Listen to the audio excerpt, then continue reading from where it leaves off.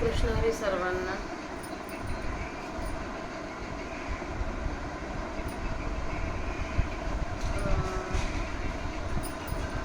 आता परत 15वा अध्याय आज संपूर्ण वाचून पूर्ण करायचं आहे. म्हणून परत आता माऊलींच्या पुढच्या सेवेला सुरुवात करूया. वक्रतुंड महाकाय सूर्यकोटी समप्रभ निर्विघ्न कुरु देव सर्व कार्येषु सर्वदा अलंकापुरी पुण्यभूमी पवित्र तिथी नांदतो ज्ञान राजा सुपात्र हे 8वी महापुण्य राशी. नमस्कार माझा श्री सद्गुरू ज्ञानेश्वराशी.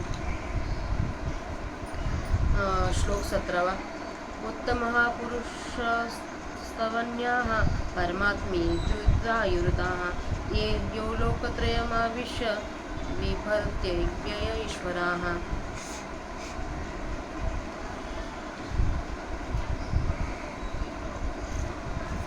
आता अन्यथा ज्ञानी या दोन्ही अवस्था जयाजनी तया हारपती धनी अज्ञानतत्वी ते अज्ञान ज्ञानी बुडालिया ज्ञाने कीर्ती मुखत्व केलिया जैसे वनी काष्ट जाळूनिया स्वयं जळवे तैसे अज्ञान ज्ञाने नेले आपण वस्तू देऊन गेले ऐसे जाणे निवणे उरले जाणते ते तो गा उत्तम पुरुष जो तृतीय का निष्कर्ष तोही विना अनेको मागीला जो सुषुप्ती आणि स्वप्ना पासुनी भव्य अर्जुना जागणे जैसे आना बोधाचे छे का रश्मी अन मृगजळा पासुनी कर्मंडळा अफाटू तेवी वेगळा उत्तम उगा हे ना काशीचा काष्टाहुनी अनारिसा जैसा बनी ते साक्षाराक्षरापासुनी अनाचितो पै ग्रासुनी आपली मर्यादा एक करीत नदी नादा उठी कल्पांती उदावादा एकार नवासा तैसा स्वप्न ना सुषुप्ती ना जागराची गोठी अति जैसे गळली ते ओराती प्रळय तेजे मग एकपण ना दुजे असे नाही हे नेनजे अनुभव निर्भुजे बुडाला जेथे ऐसे आथीचे काही ते तो उत्तम पुरुष पाहि जे परमात्मा ही बोलीजे नामी ते येथ न मिसळता बोलणे जीवित पंडुसुता जैसे बुडणे याची वार्ता थडगेचा किजा तैसे विवेकाची कांठी उभे केले या किरीटी पारावराची या गोठी करीने वेदा म्हणून पुरुष अक्षराक्षर दोन्ही देखुनी अवर या ते म्हणती पर आत्मरूप अर्जुना ऐसिया परी परमात्मा शब्दवरी सुची जेगा उदारी पुरुषोत्तम एरवी ना बोलणे बोलणे जेतेची सर्व नेनेवा जाणणे काहीच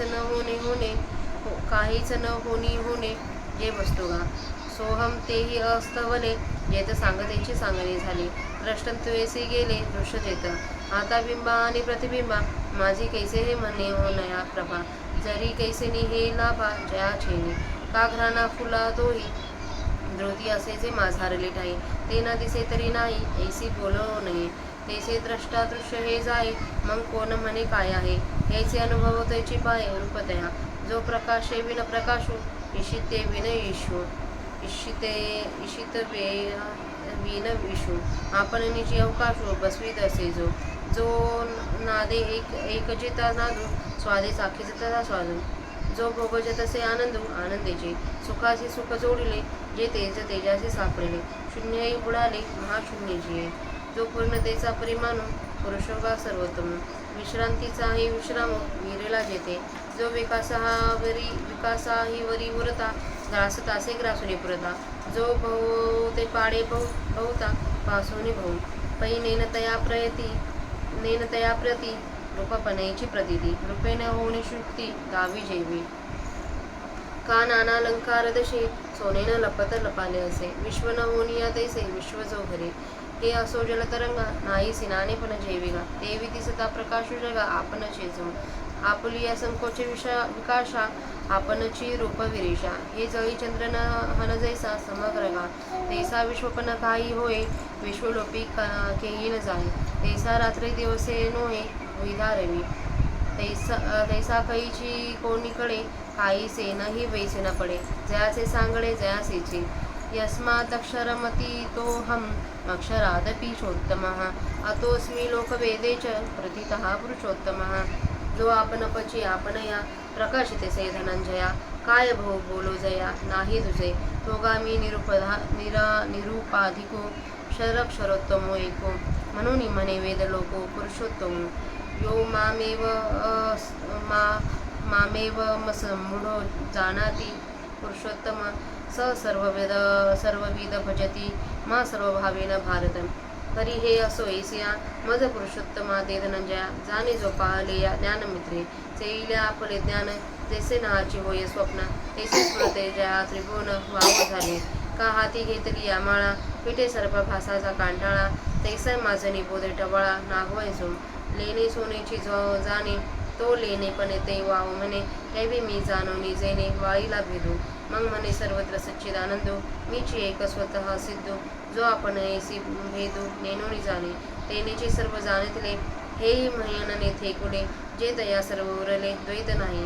म्हणून माझी या भजना, उचित तोची अर्जुना, गमन जैसे अलिंगना गगनाची या.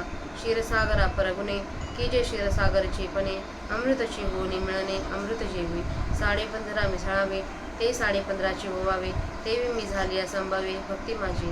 हागा सिंधुसी आणि होती, तरी गंगा कैसेने मिळती, म्हणून मी न होता भक्ती अनव्ययो आहे. ऐसिया लागी सर्व प्रकारी, जैसा कल्लोळ अनन्य सागरी, तैसा माते अवधारी भजिन्न लाजो.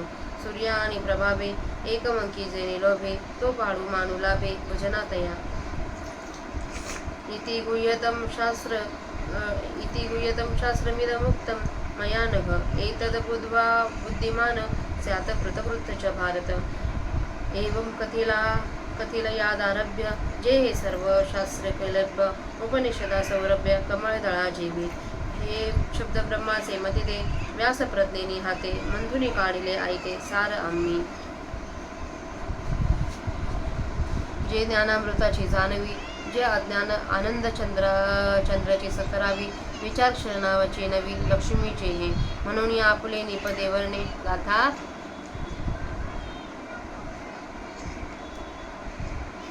खाऊन घे देव बाप्पा करतील तू खाऊन घे. म्हणून आपले निपदे वर्णे अर्थाचे जीव प्राणी, मी वाचून होणे मी नंतर खाते आन काही. शरशरात्वे समोर झाले, तयाचे पुरुषत्व वाळिले, मग सर्वस्व मज दिले पुरुषोत्तमे. म्हणून जगी गीता, मी आत्मेनी पतिव्रता, जे हे प्रश्नत्व आता आकरणे. सासची बोलाचे नव्हे हे शास्त्र, पैप संसार जिनते हे शस्त्र, आत्मा अवतरविते मंत्र अक्षर ये. परी तुझं पुढे सांगितले, ते अर्जुना ऐसे झाले, जे गौप्य धन काढिले माझे आजे.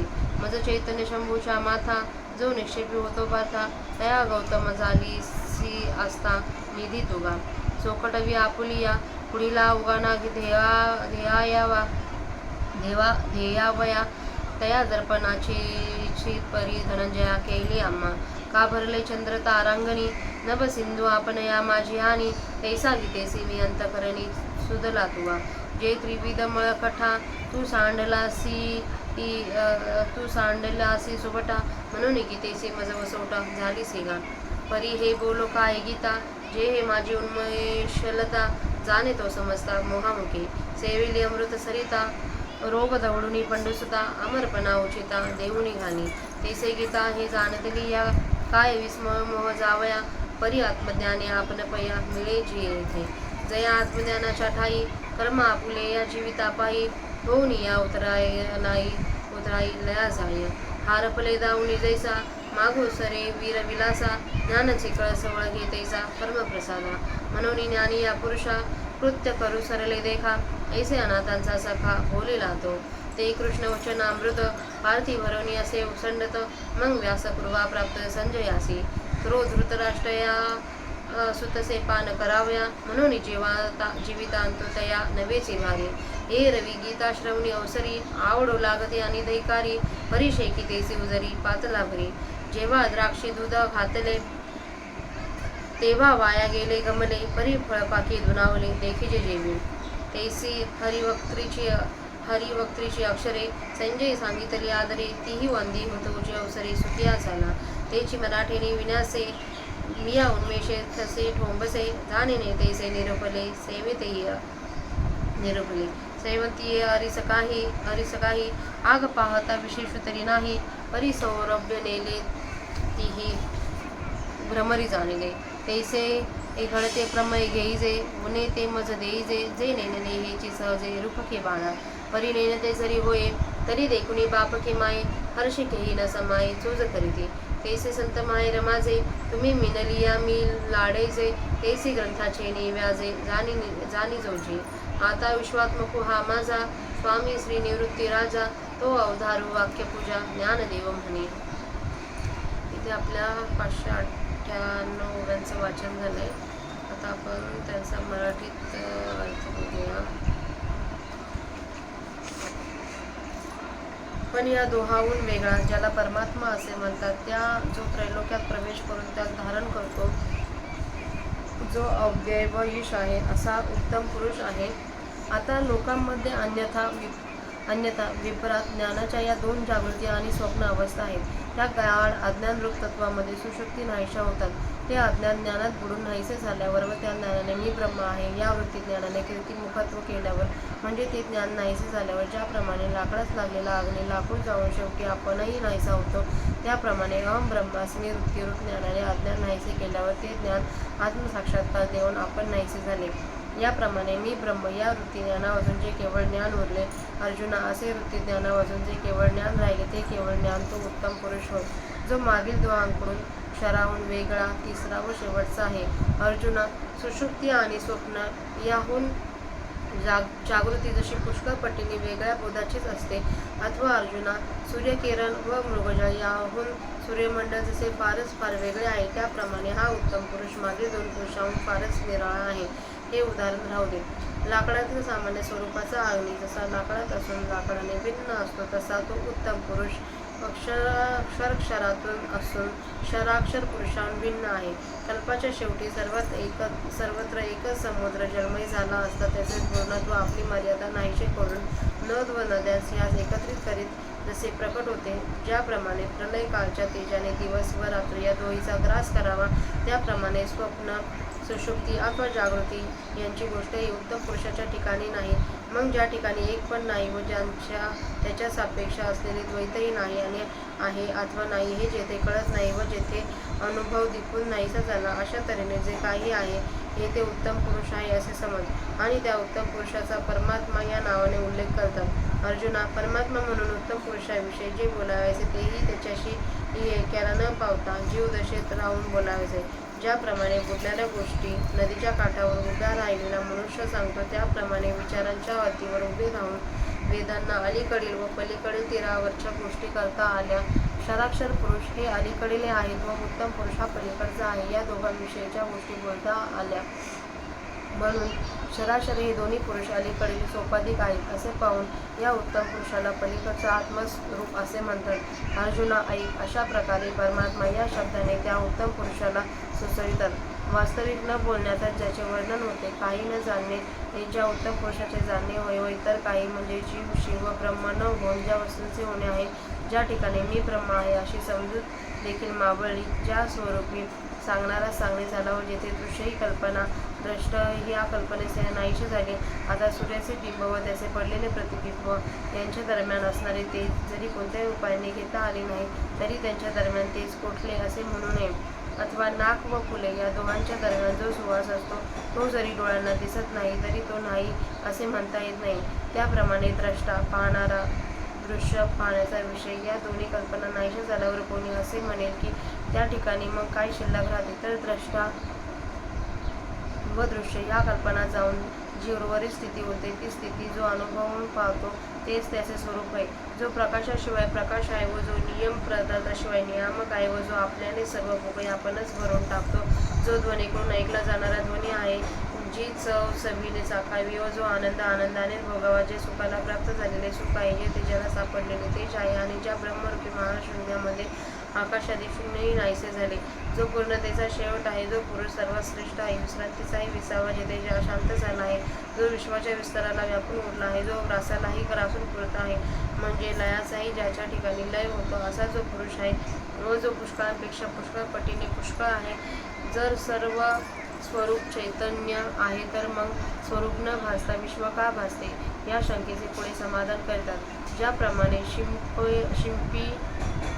शिंप ही आपण स्वतः स्वरूप न होऊन आपण आपल्या शिंपणाचे अज्ञान ज्याच्यामध्ये आहे अशा अज्ञानाला आपल्या ठिकाणी रूप भासवते, अथवा अनेक अलंकाराच्या स्थितीत आकारात जसे सोने न लपता झाकलेले आहे त्याप्रमाणे जो विश्व न होऊन विश्वाला धारण करतो हे राहते. ज्याप्रमाणे पाणी व लाटा यात भिन्नपणा नाही, म्हणजे लाटा हा काही वेगळा पदार्थ नसून त्या रूपाने भासणारे पाणीच आहे, त्याप्रमाणे जो उत्तम पुरुष आपण जगाला प्रतीतीस येणारा प्रकाश आहे, म्हणजे ज्याच्या सत्तेने जग आहे व ज्याच्या प्रकाशाने जग भासते.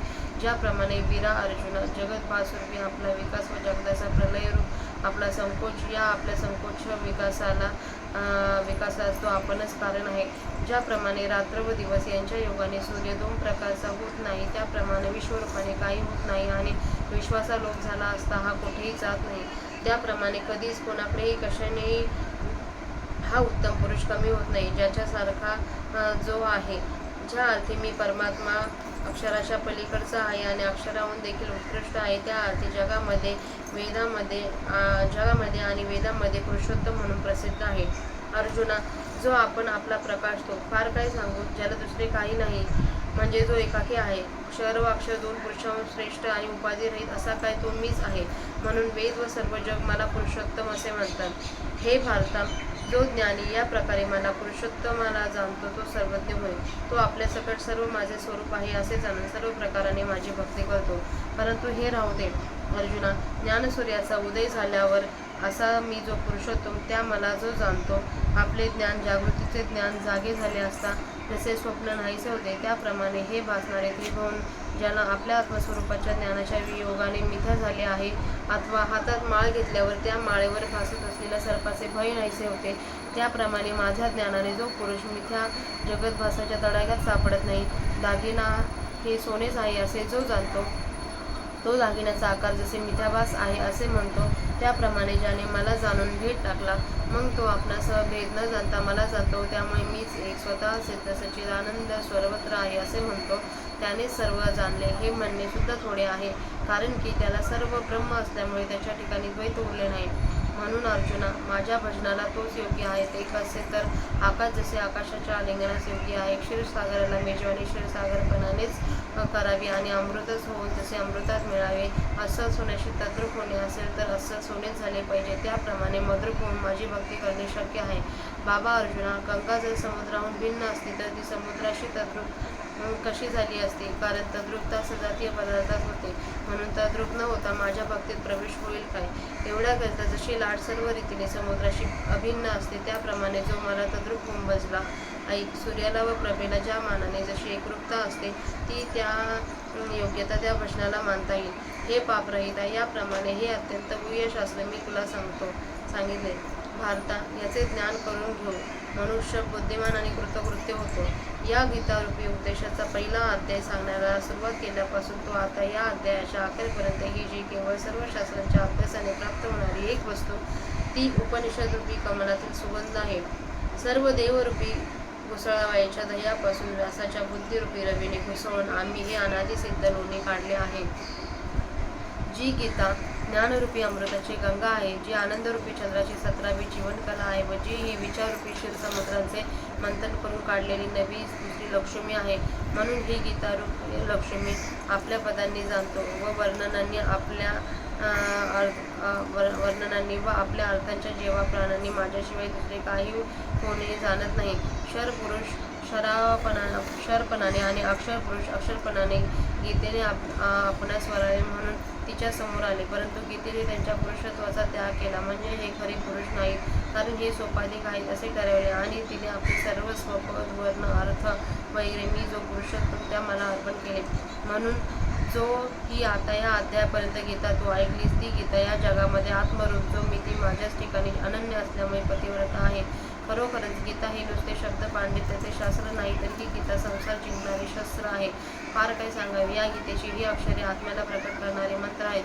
परंतु अर्जुना, तुझ्या पुढे जे आम्ही गीताशास्त्र सांगितले ते तू माझे गुप्त धन बाहेर काढलेस, असा प्रकार झाला. अर्जुना, पूर्वी शंकराच्या मंदिरात मस्तकात जटेत गुप्त असलेली गंगा गोदावरी बाहेर काढण्यात जसा गौतम कारणीभूत झाला, तसा मी जो चैतन्यरूपी शंकर त्याने माझ्या मस्तकात जो गीतारूपी टेया होता त्याला बाहेर काढण्यास श्रद्धेचा भांडार जो तू अर्जुन तो गौतम झालास. आपल्या निर्मळपणाने पुढे असलेल्याचे आकलन करून घेण्याच्या कामी अर्जुना तू आम्हास आरशाप्रमाणे झालास. आरसा ज्याप्रमाणे आपल्या समोरच्याचे प्रतिबिंब घेतो त्याप्रमाणे अर्जुन तू माझे आकलन केलेस, अथवा ज्याप्रमाणे चंद्र व ताऱ्यांचे समुदाय यांना भरलेले आकाश समुद्र आपल्यामध्ये प्रतिबिंब रूपाने आणतो त्याप्रमाणे गीते सकळ मला तू आपल्या अंतःकरणात घातले आहेस. अर्जुना, तुझ्या चित्तास 3 प्रकारचे मळ सोडून गेले म्हणून तू गीतेसह माझ्या राहण्याचे ठिकाण झाला आहेस. परंतु हे काय बोलू, माझी ज्ञानाची वेलची ही गीता, हिला जो जाणेल तो संपूर्ण मोहापासून मुक्त होईल. अर्जुना, अमृताच्या नदीचे सेवन केले असता ते सेवन रोग नाहीसे करून योग्य अशा अमरपणाला देऊन टाकते, त्याप्रमाणे ही गीता जाणली असता मोह नाहीसा होतो. यात आश्चर्य का आहे? मोह तर जाईलच, पण या गीताच्या योगाने आत्मज्ञान होऊन आत्मस्वरूपी मिळता येते. पहा, ज्या आत्मज्ञानाच्या ठिकाणी कर्म आपल्या जीविताने मुक्त होऊन लयाला जाते, हे वीरविलासा अर्जुना, हरवलेली वस्तू दाखवून जसा मार्ग नाहीसा होतो त्याप्रमाणे कर्मरूपी देवळावर ज्ञानरूपी कळस चढतो. कर्म हे ज्ञानाची प्राप्ती करून देऊन आपण संपते, म्हणून ज्ञानही पुरुषाला कर्तव्य करणे संपले असे समजा. याप्रमाणे अनाथांचा सखा श्रीकृष्ण बोलले. ते श्रीकृष्णाच्या मुखातून निघालेले बोधामृत अर्जुनरूपी भांडे करून सांडत होते. मग ते बोधामृत व्यासांच्या कृपेने संजयाला प्राप्त झाले. नंतर त्या संजयाने ते बोधामृत धृतराष्ट्र राजाला पिण्याकरता दिले. म्हणून धृतराष्ट्राला अंतसमय कठीण गेला नाही, म्हणजे मरणसमयी त्याच्या चित्ताची गडबड उडाली नाही. वास्तविक विचार करून पाहिले तर गीता ऐकण्याच्या वेळी तो धृतराष्ट्र अनधिकारी आहे असे वाटायला लावणार होता, परंतु शेवटी अंतसमयी तोच बोधाचा प्रकाश त्याला चांगला पावला, म्हणजे त्याचा चांगला उपयोगाला आला. ज्यावेळी खत म्हणून द्राक्षांच्या वेलात दूध घातले त्यावेळी त्याचा तत्काळ उपयोग दिसून न आल्याने ते व्यर्थ नसले असे समज होतो, परंतु त्या खताचा परिणाम म्हणून ज्यावेळेस द्राक्षांचे पीक तयार होते त्यावेळेस वाया गेल्यासारखे वाटलेले दूध दुप्पट फायद्याचे झाले. असे ज्याप्रमाणे अनुभव येतो त्याप्रमाणे संजयाने हरीच्या मुखातील अक्षरे धृतराष्ट्राला आदराने सांगितली. त्या अक्षरांच्या योगाने तो आंधळा धृतराष्ट्र देखील काही काळाने मरणकाळी सुखी झाला. तेच मी मराठी भाषेच्या रचनेने ओबडधोबड ज्ञानाने मला कळले न कळले तसे सांगितले. अरसिकांनी शेवंतीच्या झाडाकडे पाहिले तर त्यांना काही विशेष महत्त्व दिसत नाही, परंतु त्याच झाडास आलेल्या फुलांतील सुगंधावर नजर ठेवून जे भ्रमर त्यातील पराग घेऊन जातात तेच त्यातील सार जाणतात.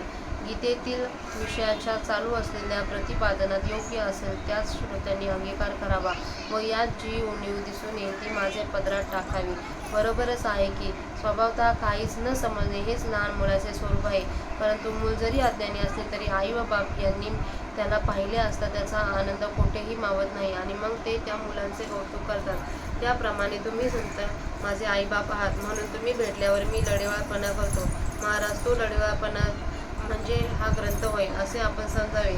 आता विश्वरूपी माझा गुरु जो श्री निवृत्तीराजा तो माझी या शब्दांची पूजा ऐको असे ज्ञानदेव म्हणतात. तर इथं आपल्या 598 ओव्यांचं वाचन झालंय अर्थसहित. आता 15व्या अध्यायाची सांगता करूया. इति श्रीमद्भगवद्गीता सुपनिषत्सु ब्रह्मविद्यायां योगशास्त्रे श्रीकृष्णार्जुन संवादे पुरुषोत्तमयोगो नाम 15ोऽध्याय श्लोक 20 अध्याय ओव्या 598. ओम श्री सच्चिदानंदार्पणमस्तु. इथं आपला 15वा अध्याय वाचून पूर्ण झालाय.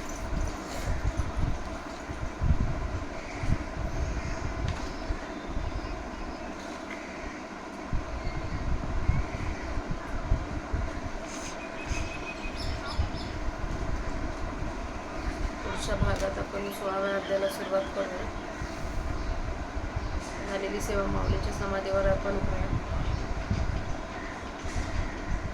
सेवेला स्वल्प विराम देऊया. रामकृष्ण हरी.